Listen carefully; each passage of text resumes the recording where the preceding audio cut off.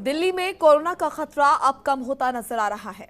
नए corona cases में कमी आ रही है। वहीं आपको बता दें कि लगातार केजरीवाल सरकार के प्लानिंग से एक बार फिर दिल्ली में कोरोना पर काबू पाया जा रहा है। इस मामले पर आम आदमी पार्टी के एमसीडी प्रभारी दुर्गेश पाठक से खास बातचीत की जनतंत्र टीवी के एसोसिएट एडिटर चिराग गोटी ने। सुनिए क्या कहना है दुर्गेश पाठक का। दिल्ली में कोरोना के हालात अब बेहतर हो रहे हैं। अगर बात की जाए पिछले कुछ दिनों की, तो जो डाटा है वो ये शो कर रहा है कि तकरीबन 3,500-4 हज़ार के आसपास केसेस जो है वो सामने आ रहे हैं और ऐसे में जो डेथ का आंकड़ा है वो भी कम हो रहा है। बात करने के हमारे साथ दुर्गेश पाठक जी मौजूद हैं, आम आदमी पार्टी के सीनियर नेता हैं। सर, किस तरह से देखते हैं जो ट्रेंड कम हो रहा है? क्या ये माना जाए अब लॉकडाउन जो है वो खुलेगा, क्योंकि दिल्ली वासी इस बात की भी उम्मीद कर रहे हैं? देखिए, मैं दिल्ली वालों को इसके लिए बधाई दूंगा कि उन्होंने जिस तरह से इस कोरोना की लड़ाई अपने सरकार के साथ, अरविंद केजरीवाल जी के साथ मिलकर लड़ाई लड़ी है, उसी का ये दिख रहा है कि आज दिल्ली के अंदर केसेस कम हो रही है। लेकिन इसको ये समझना पड़ेगा कि ये कोरोना का दूसरा वेव बहुत ज़्यादा ख़तरनाक था, इसलिए इसे बिल्कुल भी हम कई बार जब केसेस कम हो जाते हैं तो हमारे अंदर से एक तरीके से भाव ऐसे आते हैं कि चलो कोई नहीं, अब तो कोरोना ख़त्म हो गया। ऐसा बिल्कुल ना माने और बिल्कुल अपना ध्यान रखें, मास्क अपना पूरा लगाएं, अच्छे से हाथ को सैनिटाइज़ करें लगातार।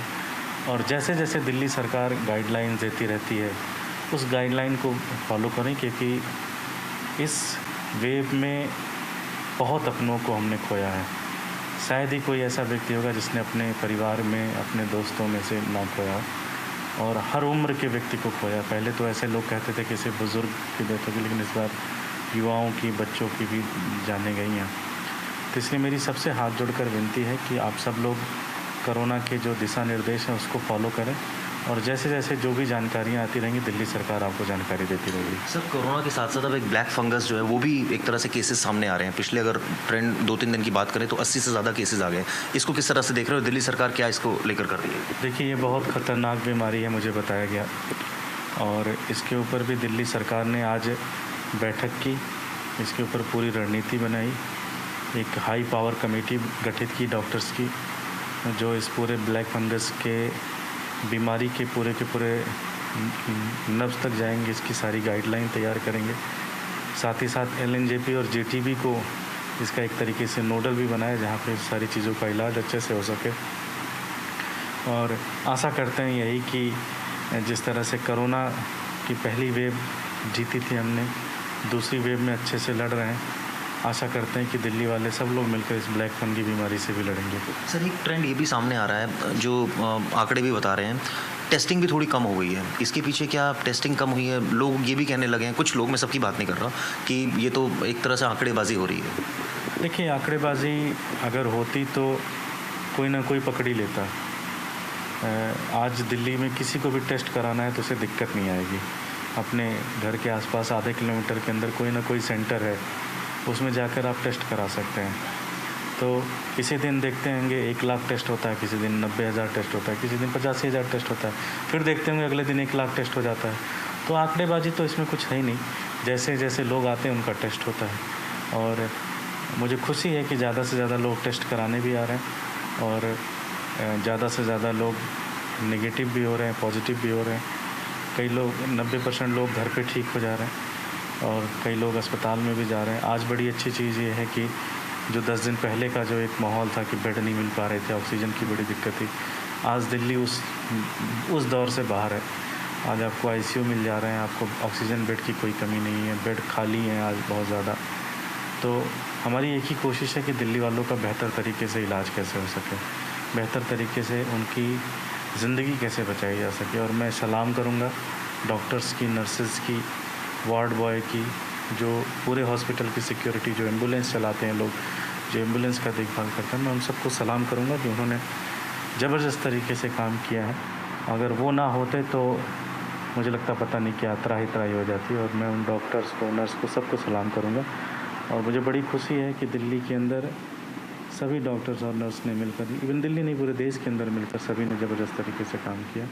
वैक्सीनेशन को लेकर जो है हमेशा सरकार कह रही है कि केंद्र सरकार ने 6 करोड़ डोज बाहर भेज दी, और इस समय हालात ये हैं कि राजधानी में प्रॉपर वैक्सीनेशन नहीं हो पा रही है, तो कई सेंटर्स भी बंद करने पड़े हैं। इसको लेकर क्या रणनीतियाँ हैं? देखिए, ये बड़ा दुर्भाग्य है कि कोरोना से जीता जा सकता है सिर्फ और सिर्फ वैक्सीन लगा के। और हिंदुस्तान सबसे बड़ा प्रोड्यूसर था एक तरीके से देखा जाए। 2 कंपनियां हिंदुस्तान के अंदर थी जो बना सकती थी, और भी ऐसे 16-17 कंपनियां हैं जो बना सकती हैं, लेकिन केंद्र सरकार की वैक्सीन के प्रति कोई साफ नीति ना होने के कारण आज भारतीयों की मौत हो रही है, हमारे देश के लोग मर रहे हैं। हमने 2 प्रश्न पूछा प्रधानमंत्री जी से कि भाई, जब अमेरिका सबसे पहले अपने देश के अंदर अपने देश के लोगों को लगा रहा है, यूनाइटेड किंगडम अपने देश के लोगों को लगा रहा है, हंगरी अपने देश के लोगों को लगा रहा है, फ्रांस अपने देश के लोगों को लगा रहा है, चाइना अपने देश के लोगों को लगा रहा है, श्रीलंका अपने देश के लोगों को सबसे पहले वैक्सीन लगा रहा है, तो आप 6 करोड़ वैक्सीन आपने विदेश में क्यों भेज दिया? आज 6 करोड़ वैक्सीन उन लोगों को लगते तो आज लाखों जानें बचाई जा सकती थी। दूसरा कि ये 2 कंपनियां हैं, कोवैक्सीन और कोविशील्ड, जो बना रही हैं इसको, आपने इनको ऑर्डर नहीं दिए। दूसरी चीज़ कि 16 कंपनियां हैं जो कह रही हैं हम बना सकते हैं, आपने उनको फार्मूला नहीं दिया। अगर आज सोचिए कि 2 कंपनियों की जगह 20 कंपनियां आज भारत में वैक्सीन बना रही होती, तो मुझे लगता है कि जो वैक्सीन की दिक्कत है, आज दिल्ली के अंदर 2 दिन के अंदर सारे सेंटर बंद हो जाएंगे। कई सेंटर बंद करने पड़े। आज 18 से 45 साल की उम्र के लोगों को वैक्सीन लगाने में काफ़ी दिक्कत आ रही है।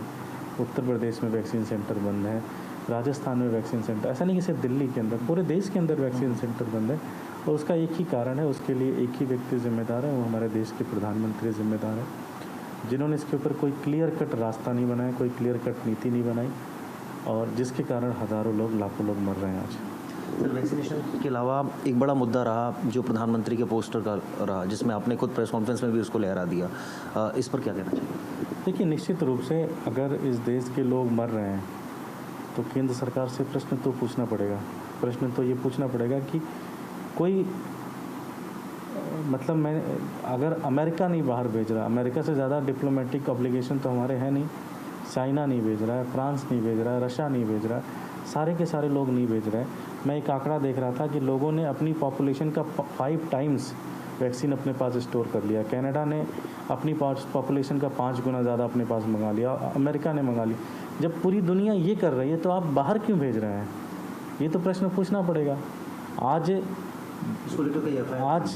FIR कर लें, वो क्रिमेशन सेंटर्स में आज लाशें नहीं जलाई, इतनी जगह नहीं, लोगों ने नदियों में लाशें बहा रखी, पूरी गंगा का लाशें पड़ी हुई हैं, लोगों ने ऐसे रेतों में लाशें दबा रखी।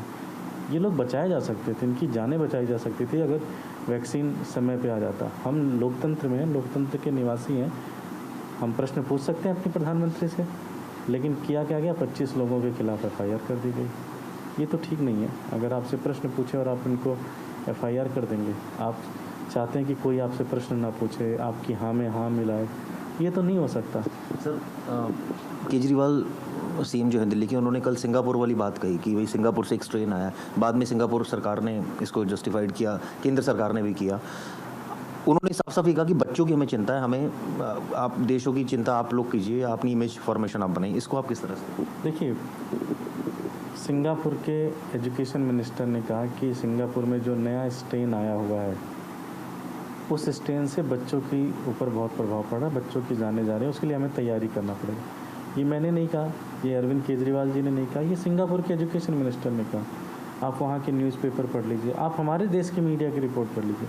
अरविंद केजरीवाल जी ने ये कहा कि भाई सिंगापुर में जो नया वाला स्ट्रेन आया है, उस स्ट्रेन से बच्चों को बड़ी दिक्कत हो रही है, इसलिए मेरे केंद्र सरकार से 2 सुझाव हैं। पहला तो ये कि भाई इसके लिए वारपोटिंग रूप से प्लानिंग बनाई जाए, दूसरा वहाँ से आने वाली सारी फ़्लाइट रोक दी जाए। अब ये कहने में हो सकता है कि सिंगापुर की इमेज थोड़ी सी ख़राब हुई हो, मुझे तो नहीं लगता इसमें कोई इमेज ख़राब वाली बात है। आज इंग्लैंड के प्रधानमंत्री कहते हैं कि भारत का स्ट्रेन है, दूसरे देशों के लोग कहते हैं, लेकिन बड़ा दुर्भाग्य है इस देश का कि हम अपने बच्चों को बचाने की बात कर रहे हैं और केंद्र सरकार अरविंद केजरीवाल को गालियां दे रही है कि तुमने सिंगापुर को कैसे बुरा भला कहा। मतलब आप ये सोचिए कि मोदी जी को अपनी इमेज ज़्यादा प्यारी है, इस देश के बच्चे ज़्यादा प्यारे हैं। वैक्सीन क्यों बाहर भेजा उन्होंने? वैक्सीन इसलिए भेजा कि उनकी इमेज ज़्यादा अच्छी हो जाए। बाहर उन्होंने होर्डिंग लगवाए, thank you Modi ji, thank you Modi ji, आपने वैक्सीन भेजे। आज अगर स्ट्रेन आ रहा है, भाई जनवरी फरवरी में हमने क्या कहा था कि इंग्लैंड से फ़्लाइटें बंद कर दी जाए, क्योंकि इंग्लैंड से स्ट्रेन आ रही, तब भी आपने मजाक उड़ाया और आज देखिए लाखों लोग मर गए। आज सिंगापुर से स्ट्रेन आ जाएगा, फिर आप मजाक उड़ाते रहोगे।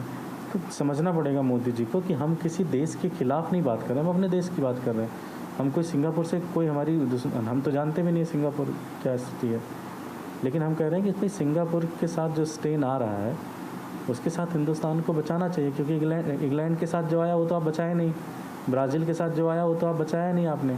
तो आज तो और ये हमारे बच्चों के ऊपर इम्पैक्ट करेगा, तो इसके लिए तो आपको प्रोएक्टिव होके आप तो को कहना चाहिए था कि हाँ अरविंद केजरीवाल जी आप सही कह रहे हैं, आइए बैठ के इसके लिए प्लानिंग करते हैं।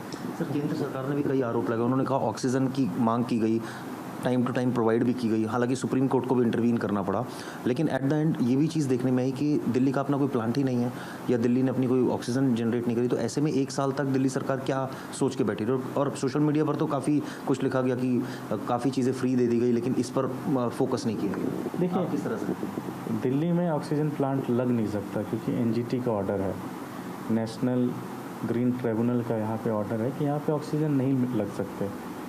इसलिए ऑक्सीजन के लिए दिल्ली हमेशा दूसरे राज्यों पर डिपेंडेंट रहती है, ऑक्सीजन के लिए हमेशा केंद्र सरकार पर डिपेंडेंट रहती है। ये जो छोटे छोटे प्लांट लगाए हैं हॉस्पिटल तो 8 प्लांट लगने थे, केंद्र सरकार ने कहा कि आप ज़मीन दे दीजिए, प्लांट हम लगवा देंगे। केंद्र सरकार ने अपने किसी एक ठेकेदार को 150 से ज़्यादा प्लांट दे दिया, उस बेचारे ने 5 भी नहीं लगा पाया और भाग गया छोड़ के सब कुछ। ठीक है, तो प्लांट तो उन्होंने लगाए नहीं, उन्होंने कहा पीएम केयर से हम प्लांट लगाएंगे, हमने ज़मीन दे दी, ज़मीन देने का काम हमारा था, हमने ज़मीन दे दी और उसके लिए हमने डॉक्यूमेंट्री प्रूफ भी सबको दे दिया, मीडिया में दे दिया, सब जगह दे दिया।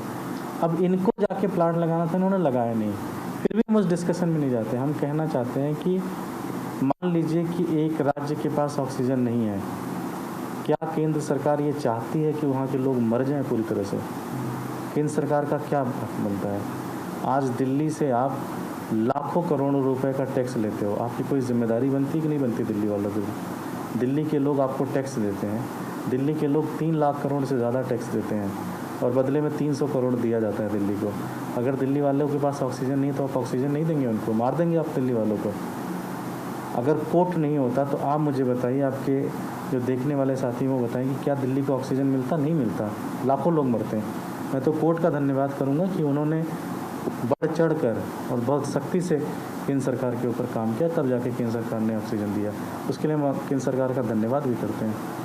थर्ड वेव अब आने वाली है, ऐसे में जो कहा जा रहा है आएगी, बच्चों पर ज़्यादा इफेक्ट है, टास्क फोर्स भी बनाई जाएगी, सारी चीज़ें, और किस तरह से आम आदमी पार्टी तैयारी कर रही है? देखिए, इसके लिए जो हॉस्पिटल का इंफ्रास्ट्रक्चर है, उस हॉस्पिटल के इंफ्रास्ट्रक्चर को हम मजबूत करेंगे और एक एक्सपर्ट पैनल हमने बनाया है। जो एक्सपर्ट पैनल जो सुझाव देगा, इंफ्रास्ट्रक्चर हो गया, ऑक्सीजन की मात्रा को लेकर हो गया, दवाओं को लेकर कौन कौन सी दवा हमें उसके ऊपर काम करना है, इन सारी चीज़ों के ऊपर जो भी एक्सपर्ट पैनल डॉक्टर्स के बड़े सीनियर डॉक्टर्स उसमें हैं और वो पूरी एक स्ट्रेटजी बनाएंगे और मिलकर इस थर्ड वेव को भी हराएंगे, ऐसा एक प्रोग्राम है। गणतंत्र दिवस से बात करें, थैंक यू। तो देखिए दुर्गेश पाठक थे, किस तरह से सारे सवालों को उन्होंने जवाब दिए। तो फिलहाल यही कहा जा सकता है कि अभी तो एक तरफ जहाँ ब्लैक फंगस है, वहीं दूसरे तरफ कोरोना के केसेस भी कम हो रहे हैं। तो ऐसे में क्या लॉकडाउन खुलेगा नहीं खुलेगा, इस बात को भी लेकर अभी संशय बरकरार है। कमल के साथ गोठी, जनतंत्र टीवी, दिल्ली। खबरों के निष्पक्ष विश्लेषण के लिए सब्सक्राइब करें Jantantra TV and press the bell icon. Never miss any update.